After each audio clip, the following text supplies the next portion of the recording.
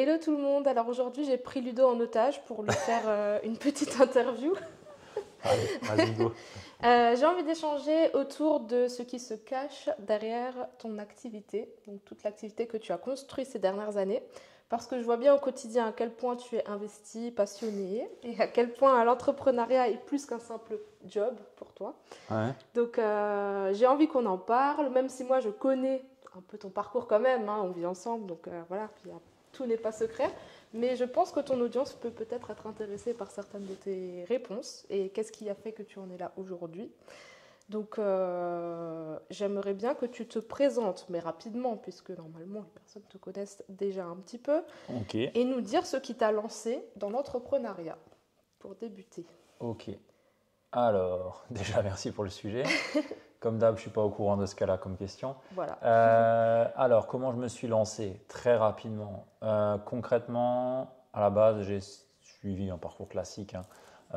Ingénieur, sauf que, en fait, quand j'avais 16 ans, il me semble, j'ai toujours un frère qui est tombé dans la drogue. Et le fait qu'il soit tombé dans la drogue m'a donné qu'une seule option, réussir. Et par réussir, j'entends faire ce que lui ne faisait pas, donc apprendre, me développer personnellement. Et c'est comme ça que j'ai commencé à mettre la tête un petit peu dans des bouquins et à tomber dans tout ce qui est psycho, dev perso, tout ce qui était marketing, tout ce qui était en lien finalement avec la connaissance de soi et l'amélioration de soi pour devenir la meilleure version de soi-même. Voilà. En gros, c'est comme ça que j'ai commencé à rentrer un peu dans tout ce monde-là et de fil en aiguille, on est arrivé à un premier achat immobilier, à des premiers investissements en bourse, à un premier lancement de blog pour résumer des livres que je lisais du coup gratuitement parce que j'avais envie de transmettre ce que j'apprenais, qui est une de mes grandes valeurs aussi, la transmission pour aider d'autres personnes aussi à s'élever en tant qu'humain, en tant qu'individu. Et en fait, je me suis rendu compte par la lecture d'un livre, et c'est drôle parce que on a ici Oui, c'est le, vrai, il est posé là le déjà. nouveau, Il nous attend. euh, le livre d'Olivier Roland à l'époque qui ne s'appelait pas Tout le monde n'a pas eu la chance de quitter son pays, mais tout le monde n'a pas eu la chance de rater ses études. Ouais. Et j'ai lu son bouquin, et dans son bouquin, en fait, il parlait de monétiser un blog. Et je me suis dit, putain, Ludo, tu as un blog, pourquoi pas le monétiser? Et c'est comme ça, en fait, que j'ai commencé du coup à vendre des formations en productivité et de fil en aiguille, aller vers l'accompagnement parce que les formations, je trouve que c'est intéressant, mais l'accompagnement, ça ramène vraiment des clés, alors que la formation, ça reste de la formation. Les gens ne suivent pas vraiment la formation et ça m'embêtait plus qu'autre chose. Et c'est comme ça que j'en suis arrivé à mon métier de coach business pour aider les entrepreneurs à la base et plus spécifiquement les thérapeutes et les coachs et les professionnels de l'accompagnement aujourd'hui. Donc ça, c'est la partie business. Mais en parallèle de ça, avant de lâcher complètement mon job, j'étais ingénieur en production, spécialisé en lean manufacturing pour tout ce qui était mise en ligne d'une ligne de production, mise en route et derrière optimisation des coûts d'une usine en fait, hein, concrètement. C'était ça mon job.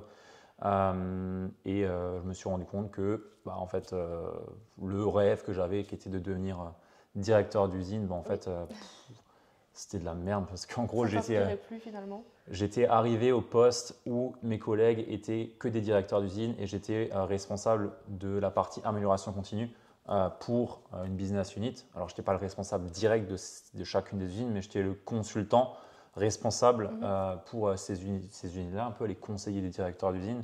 Et en gros, je me suis rendu compte que c'était de la merde, hein, on va pas se mentir. Parce qu'à côté de ça, du coup, en parallèle, tu avais déjà commencé ton activité. Ouais, clairement. Et en fait, le fait que dès que tu proposais un projet, dès que tu proposais des améliorations, en fait, tu pouvais pas parce qu'il y a de la politique, parce que cette usine, c'est pas la prio, parce que si, nanani. Et en gros, je me suis dit, si tu veux vraiment faire quelque chose dans ta vie et vraiment apporter et une bonne contribution, c'est pas en tant que salarié et ni même dans les hautes sphères, parce que du coup, j'étais dans les hautes sphères d'une grosse usine, la plus grosse usine d'Allemagne, enfin pas usine, plus grosse entreprise d'Allemagne. En fait, tu restes un numéro et ça m'allait pas en fait. Voilà. Très bien, très complet, merci. Quelles ont été finalement les grandes étapes qui ont fait que tu en es arrivé à temps complet sur ton activité? Est-ce qu'il y a eu des moments clés? Parce que ça, c'est pas fait comme ça du jour au lendemain, ça a été Ouais, réfléchi. ouais. Comment est-ce que tu as travaillé ton projet On quitte pas son travail du jour au lendemain en général. Comment Non. est-ce que tu as solidifié tout ça pour en arriver au jour où tu t'es dit, bah là c'est bon, c'est le moment, je peux arrêter. Ouais, bah ça commence par une décision, hein. Je pense que c'est assez simple à dire, mais en même temps, beaucoup de personnes ne savent pas décider aujourd'hui. Et il y a eu un moment en fait où, pendant que j'avais le blog et que je vendais des formations, où j'étais encore ingénieur, Mhm. pas encore au poste où j'étais le consultant responsable des 8 usines de la business unit là. J'étais ingé et en gros, ben là, je vivotais, tu vois. Je commençais à lancer des formations. J'ai fait 4 000 euros sur des formations, ce qui pour moi était déjà bien à l'époque pour un Ouais. jouet à côté, hein. En gros, c'était un peu. Oui, c'était Ouais, un à côté, clairement. clairement, il y a des gens qui jouaient aux jeux vidéo. Moi, je lisais des livres et je lançais des formations, tu vois. Euh, donc, c'était un peu ça. Euh, et en fait, il y a un jour où je me suis dit, bon, Ludo, là, maintenant, tu es dans le job qui est censé être le job de tes rêves. Et en fait, ça ne l'est pas. Donc Oui. maintenant, tu n'as qu'une seule option. C'est soit tu continues dans cette voie et en fait, tu peux faire ce que tu veux. Ça sera tout le temps les mêmes résultats et tu ne seras jamais vraiment à ta place. Et tu seras tout le temps le mouton noir dans l'usine, dans la boîte, parce que tu veux tout changer et révolutionner tout ce qui se passe. Mais les gens, ils ne sont pas d'accord Non. parce que tu leur changes leur quotidien. Généralement, on est contre le changement, surtout en usine. Ouais, clairement, c'est complètement ça. Et on a beau se former au management du changement, ça n'y change rien. S'il y a une politique, il y a une politique. On n'y changera absolument rien. Bref, ça c'est d'autres sujets. Mais clairement, à ce moment-là, j'ai eu soit je continue dans cette voie et je continue. Et en soi, ça aurait pu très bien le faire, hein, et je me mettais bien. J'étais en Allemagne, hein. Enfin, financièrement, t'es pas à plaindre, hein. Et les postes vers lesquels j'allais, tu étais très, très, très, très, très bien financièrement. C'est souvent ce que ta famille te disait en plus. Ouais, Mais ouais. pourquoi quitter une usine pareille, une entreprise pareille, avec les salaires que tu peux avoir, la carrière que tu peux y faire Ouais, ouais. Bah oui, ça aurait pu très bien marcher. Mais Oui. en soi, après, il y a une question de c'est quoi le sens que tu y mets. Et C'est ça. c'est là où je me suis dit, OK, maintenant, tu as concrètement montré que tu as des compétences en marketing, tu as montré que tu es bon en copywriting, en vente, en communication, en tous les sujets en lien avec, on va dire, le lancement et le développement d'une boîte. Maintenant, soit tu continues à jouer petit et faire des petits jouets à droite et à gauche en vendant, je sais Oui. pas, quelques milliers d'euros par mois de formation euh, ou d'accompagnement, soit tu te lances vraiment et tu décides de tout arrêter et de te mettre pleinement là-dedans. Et donc en fait, ça a été ça le plus gros déclic. C'est ce moment-là où je me suis dit, OK, maintenant j'ai un an pour aller chercher grosso modo 40 000 euros. Point. Si j'ai ces 40 000 euros à la fin de l'année, let's go, je quitte tout. Ok. Et c'est ce que j'ai fait. J'ai lancé du coup pleinement l'activité en parallèle du job et mon seul focus c'était aller chercher les clients, aller chercher l'argent. C'était mon seul et unique focus et l'année on l'a fini à 43 000. Donc Objectif voilà, atteint. l'objectif était atteint et j'ai pu quitter mon job 3 mois après. Selon toi, est-ce que tu avais déjà des qualités qui t'ont prédisposé à faire de l'entrepreneuriat ou est-ce que tu as dû les développer pour entreprendre?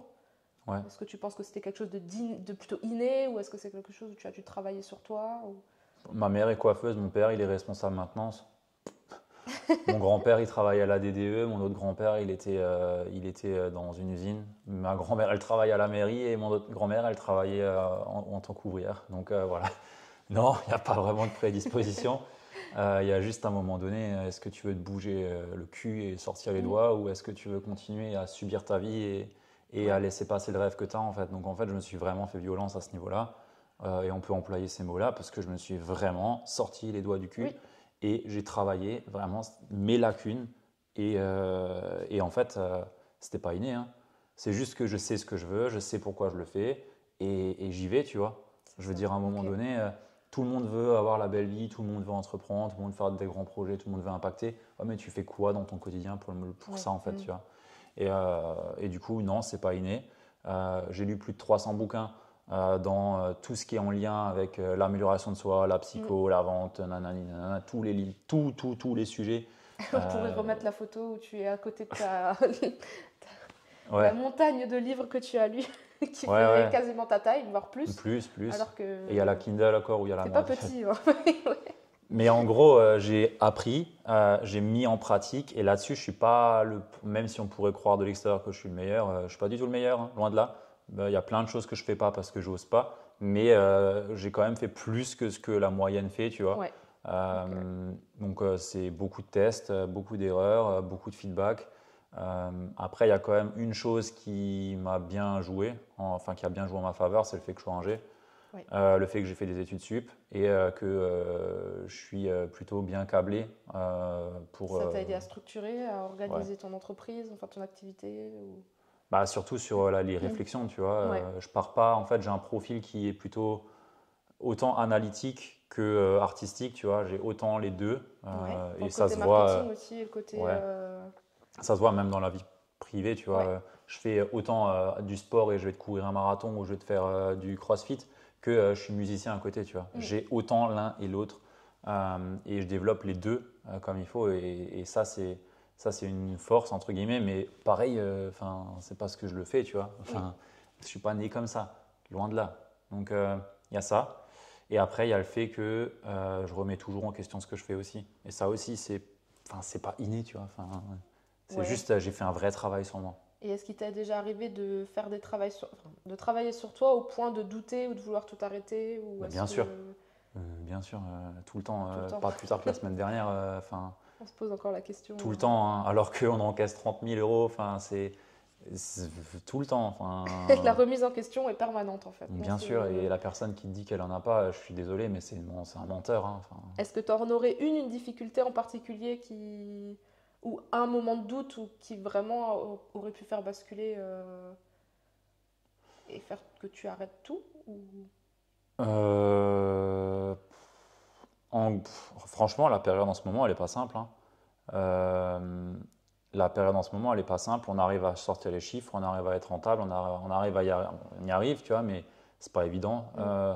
La zone de chiffre d'affaires où on est en ce moment, où grosso modo, tu encaisses entre 20 et 30 000 et tu contractes aussi 30 000 par mois, bah, en fait, elle est hyper challengeante parce que tu as besoin de monter les coûts pour aller chercher le prochain Ouais. palier. Et en même temps, bah, il y a un contexte de marché qui fait que bah, il y a beaucoup d'acteurs. On se fait Mhm. beaucoup copier aussi, malheureusement. Ouais, Et ça, en fait, bah, ça fait qu'il faut réussir à vraiment sortir du lot, c'est clair. à vraiment construire long terme sur ce qu'on va faire par la suite et en même temps réussir à assurer le présent. Et ça, c'est vraiment chaud. Ça, c'est vraiment chaud. Et tous mes potes qui ont passé ces caps-là, ils me le disent tous, tu es dans la zone la pire en ce moment. Bon, après, il y en aura d'autres, mais Oui, bien sûr. ce palier-là, il n'est pas évident. Il n'est Donc pas évident. forcément, ça remet en question, mais on va le passer, tu vois. Est-ce que tu peux nous décrire un petit peu le public que tu accompagnes? Parce que du coup, tu dis que c'est compliqué en ce moment. Ouais.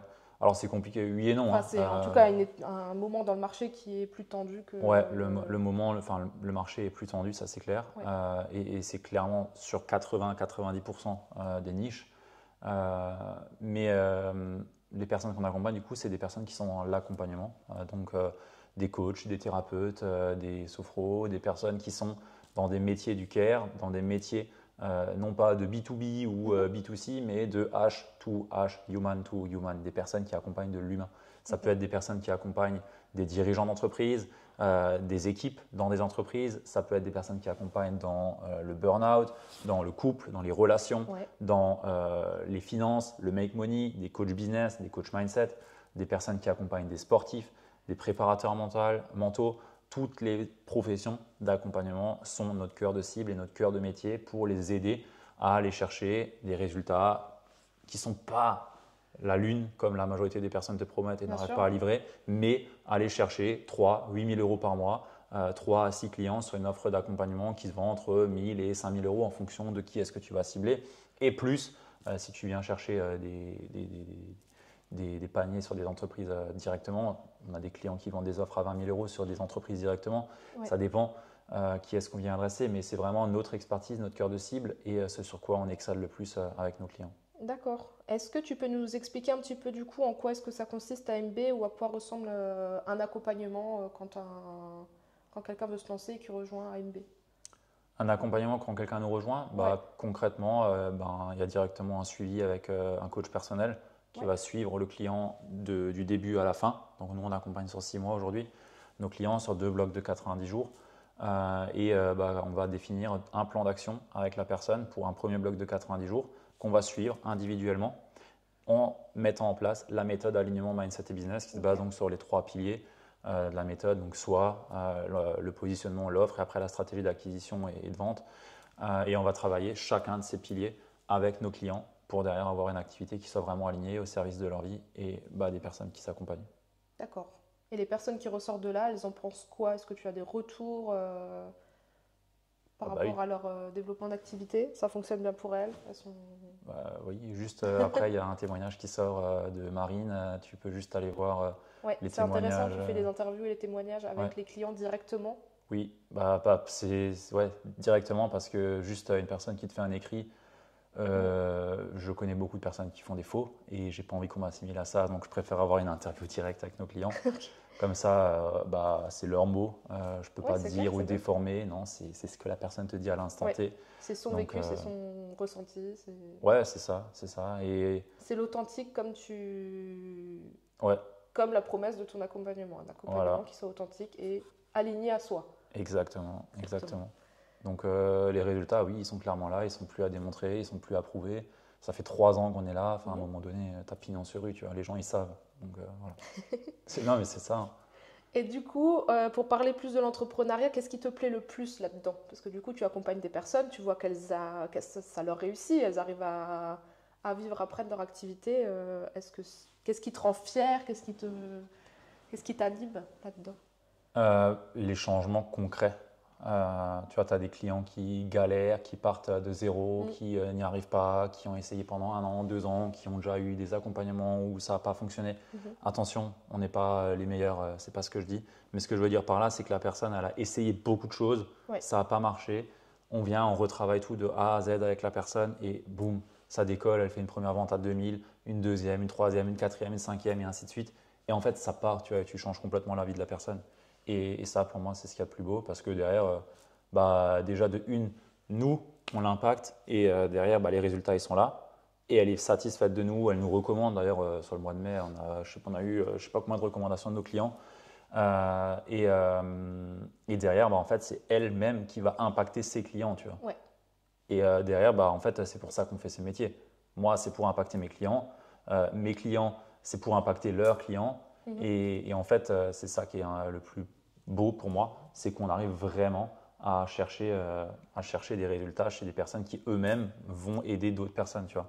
On n'aide pas des industries dans le tabac, dans l'alcool, dans les Ouais, bien médicaments, sûr, dans des ouais. trucs de merde. Tu vois. Et donc là, tu as finalement trouvé du sens dans ce que Bah tu oui, fais au quotidien. ouais, clairement. En plus, la majorité des personnes ont des problèmes. Tout le monde pense qu'ils ont des problèmes sur la visibilité, Ouais, sur les clients et ainsi de suite, sauf qu'en vrai, les plus gros blocages, ils viennent d'eux en oui, c'est premier vrai. et on ne s'en rend pas compte.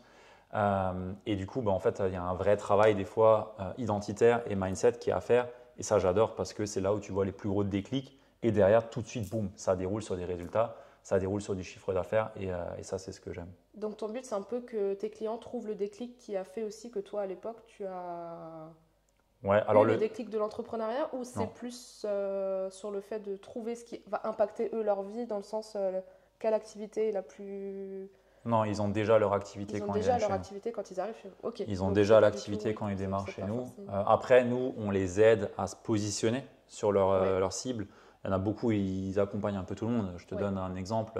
Tu es coach en PNL. Oui, ok, mais concrètement, tu peux accompagner autant un sportif qu'un mhm, dirigeant, qu'une personne en perte de sens, et ainsi de suite. Tu vois. ouais, Les métiers de l'accompagnement, je suis moi-même formé en tant que coach, hein, coach certifié.